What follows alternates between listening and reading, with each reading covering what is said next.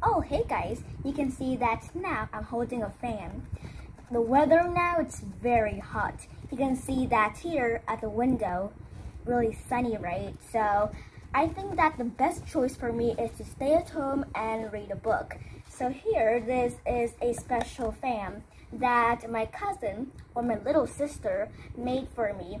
Isn't that special? And when we do like this, it's really cool. I love this fan. So here I said that my best choice is to stay at home and reading books, right? So we'll continue reading our books, Cookie. And this time it is chapter 12, also continuing Beauty's birthday. So let's see how many birthday presents does she get and what happened at birthday Bonzana. Let's get started straight away. Okay, 12. A rabbit, I whispered. It's your birthday, Bunny, said Rana. Dad scrabbled our rabbit's hutch for you. And we've got bedding and rabbit food. Mom's parceled up some lettuce and dandelion leaves, too. Oh, Rana, I said. I shut my eyes tight. But I couldn't stop 2 tears spilling down my cheek. What's the matter, Beauty? You did want a rabbit, didn't you? Said Rana. Yes, I wanted a rabbit more than anything else in the world, I said. So there you are then, said Rana. I can't wait to hear what you're gonna call him. Call who? Said Dad, coming up the hall behind me. Can you just lift the wooden thing off the parquet flooring? Certainly, said Mr. Michaud. Shall I shove the hutch around the back? The hutch, said Dad. I swallowed so hard, my head started spinning. I had one hand inside the box. I stroked the soft fur. Rona's bought me a little rabbit for my birthday, I said. I waited. I didn't dare look around at Dad. I heard his sharp intake of breath. I think our Beauty's been a bit of a naughty girl, asking you to give her a rabbit, said Dad. She knows she's not allowed to have pets. Oh, she didn't ask, Mr. Cookson, said Rana, totally unfazed, but I knew just how much she loved a rabbit. It's just a little weeny baby rabbit. He won't make any mess at all. He just stay neat and cozy in his hutch. You'll let Beauty keep him, won't you? I certainly hope you will, pal, because I don't want to lumber this damn hutch all the way home, said Mr. Michaud. I waited, holding my breath. We all waited. Rana and Mr. Michaud, Mom, Sky, Arabella, and every other girl at my party. Well, in that case, of course, Beauty can have her little bunny, said Dad. Hooray, said Rana. Cheers, said Mr. Michaud. There was an excited babble as everyone crowded round, wanting to see my rabbit. No, careful. He mustn't frighten him, I said firmly, feeling the poor rabbit shivering. I looked up at Dad. He was smiling at me. He even said, ah, as I lifted the little rabbit out of his box and cradled him in my arm. But I saw his narrow eyes, his clenched jaw, the pulse beating in his forehead. Mr. Michaud carried the hutch through the garden, through the house and out of the French window, into the back of the garden. Rana carried the bunny box and I carried the rabbit. Everyone else crowded round, wanting to see him and shook him. Get back a bit. He's getting frightened. He's little. He's worried you might hurt him, I said, fiercely protective.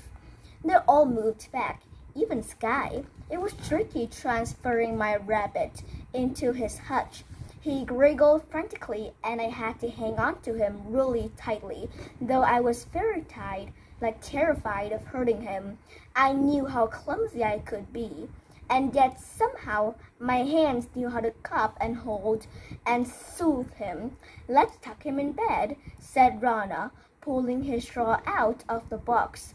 Watch what you're doing, dear. That stuff going all over the patio, said Dad. Come on, girls. We've still got to the Profiterole Tower, and this super stretch limo will be here soon. Hang on, Mr. Cookson. We've got to feed the rabbit first, said Rana. I didn't give him any breakfast, so he wouldn't do too many poos in his birthday box. All the girls giggled and started chatting what rabbits like to eat. Dad's smile was so strained his lips disappeared.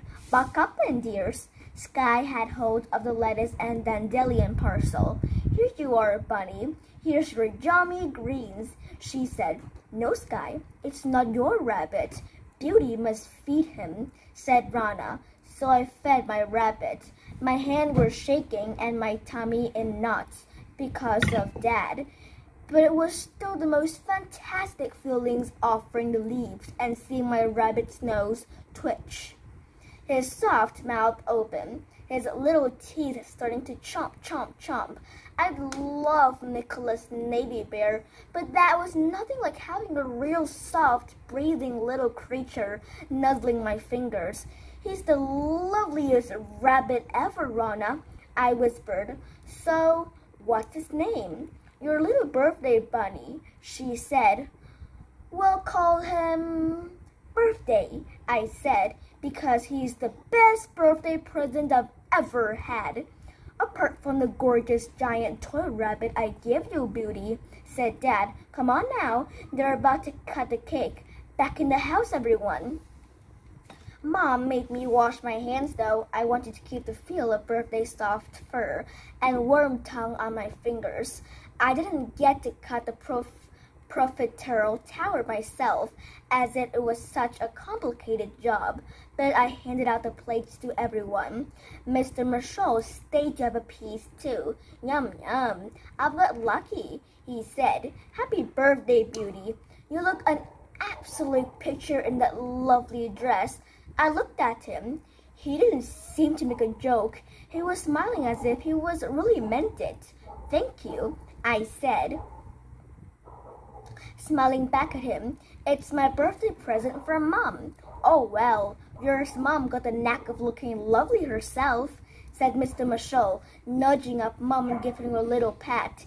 He was just being silly, wriggling his eyebrows and playing about, but Dad glared at him.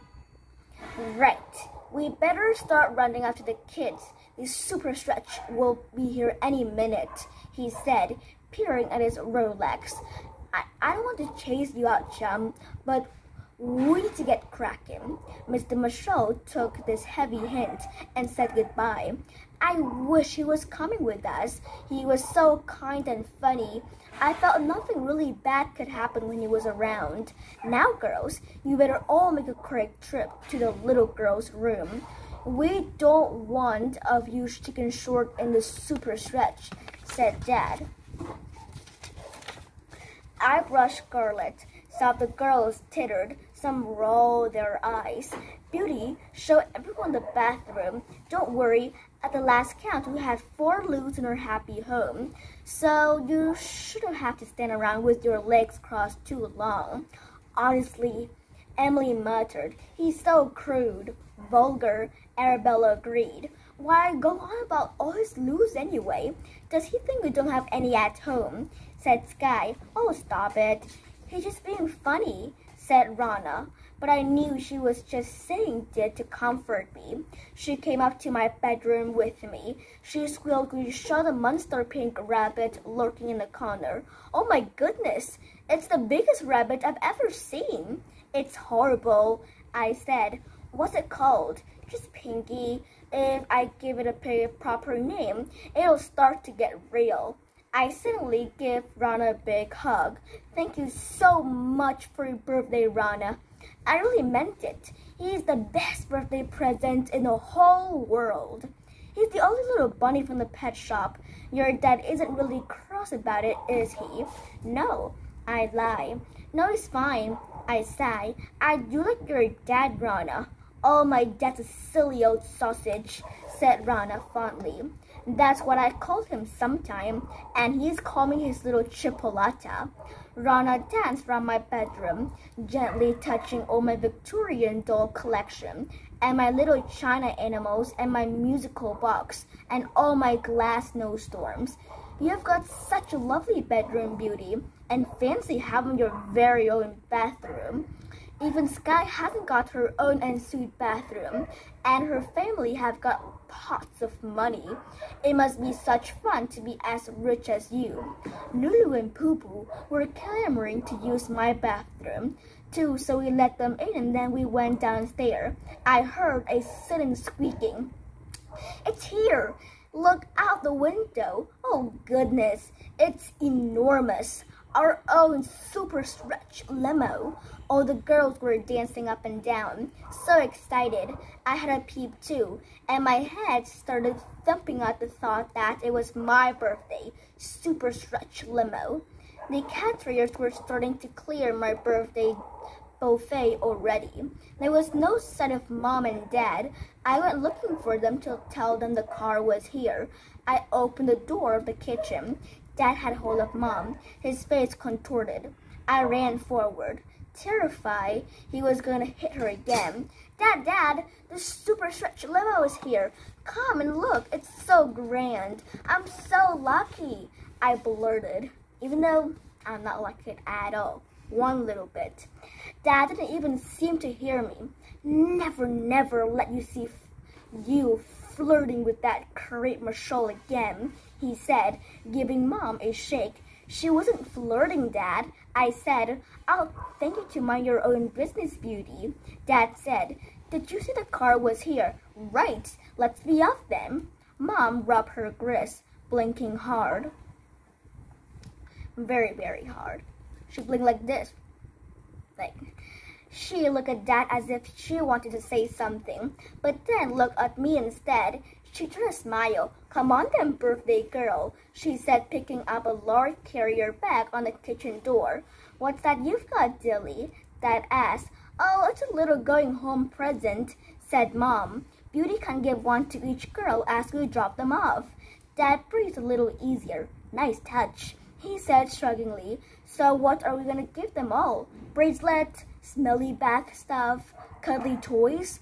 Oh, it's just a little token, said Mom, walking to the door. Come on, Beauty. A super stretch limo, imagine. How exciting. But Dad grabbed the carrier bag before she could get any further. Let me see, he demanded. He delved in and brought out a handful of the beautifully baboon cookie bags. Are you still trying to palm them off with this muck? He said. They're just little cookies, Yeri, so the children will start calling Beauty their little cookie, said Mom. Don't talk such nonsense. You're not shaming us by doing out these. We'll be a laughingstock and we'll probably give them food poisoning to boot, said Dad. He picked up the carrier bag and bashed it to the floor. Then he stamped up and down on it dementedly, smashing all the cookies into crumbs. We watched him silently, wincing as if he was stamping all over us. Then we went to the limo as normal, and we just went there. Come on, Beauty, let's look after our guests, she said. They were huddled in the hall, nudged each other, looking anxious. Nora came and slipped her arm round me. Come on, girls, let's get in the limo, said Mom. And birthday Bonzana was incredible. I've never seen such a favorite show like that before. And I just want to have fun at birthday Bonzana. All the people here sounds good, fun. And then it was like the best. Birthday Bonzana started off wonderfully. There was a huge birthday party on stage. And there's a birthday girl, a beautiful slender girl with long red hair past her waist. Then she came to the front of the stage and started talking about birthday Bonzana, what it is, and tell us happy birthday to all of us.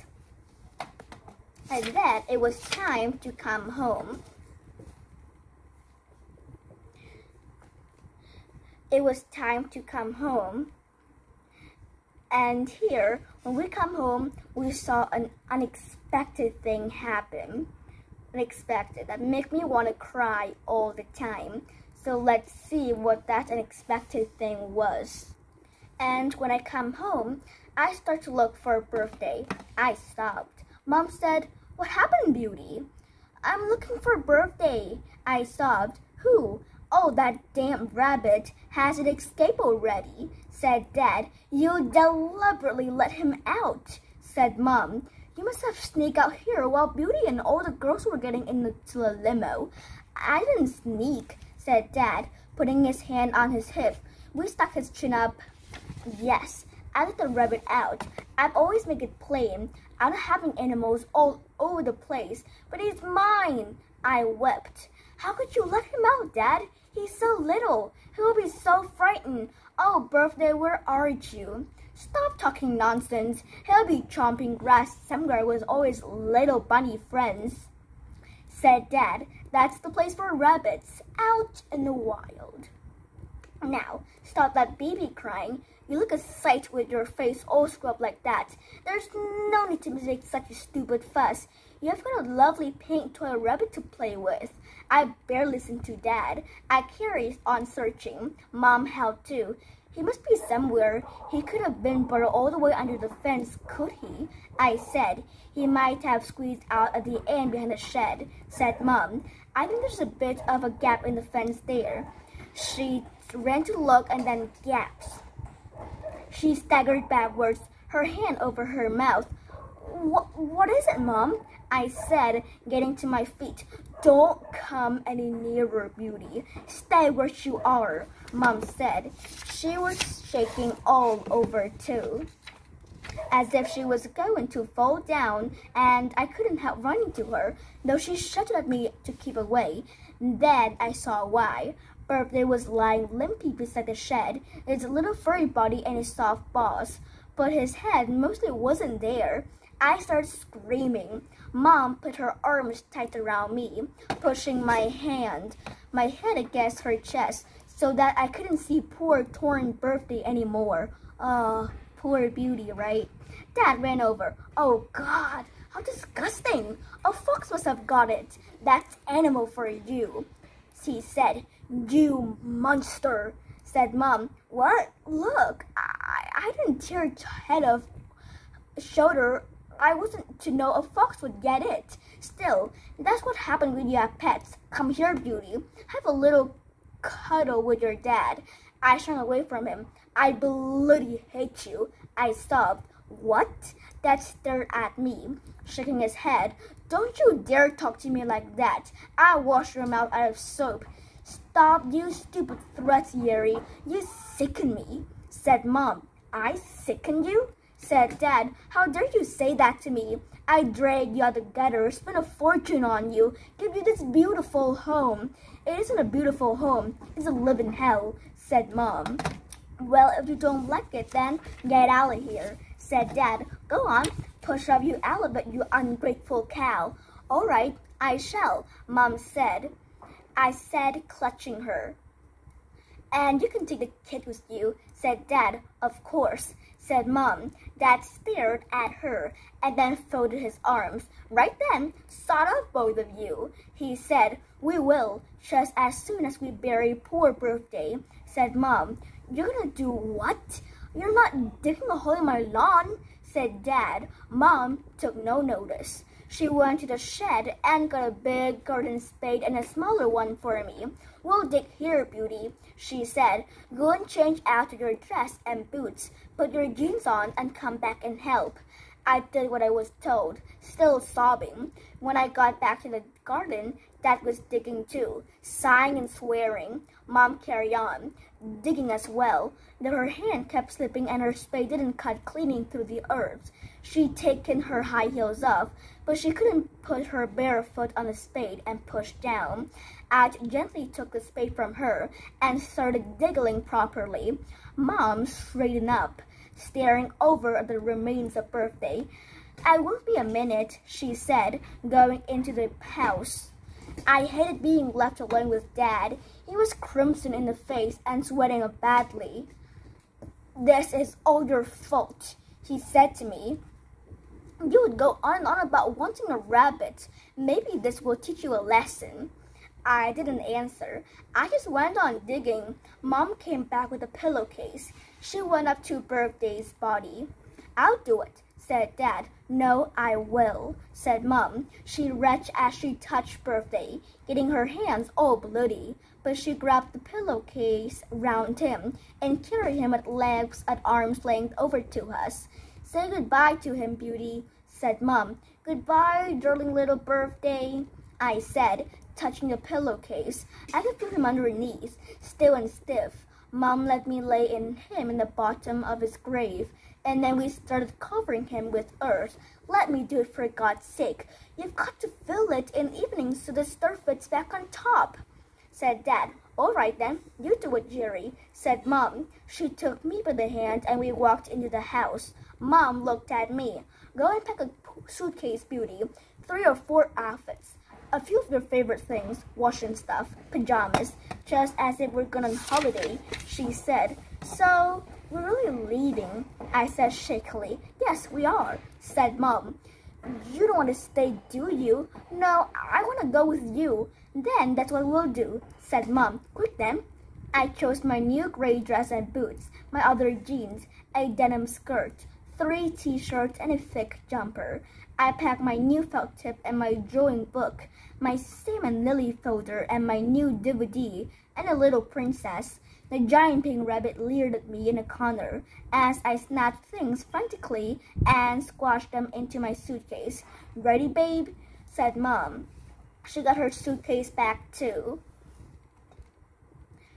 She carried them both off the car. Let go now, Mom, while Dad's still around the back. No, we'll say goodbye properly, said Mom. We waited in the hall, both of us trembling.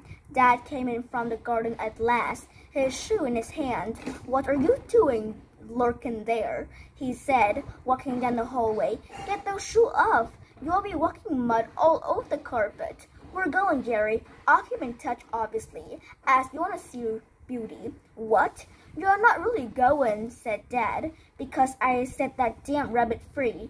Because of many, many other things, said Mom. Now listen, I've had enough of this. Walk out of here and you'll never coming back. Do you understand?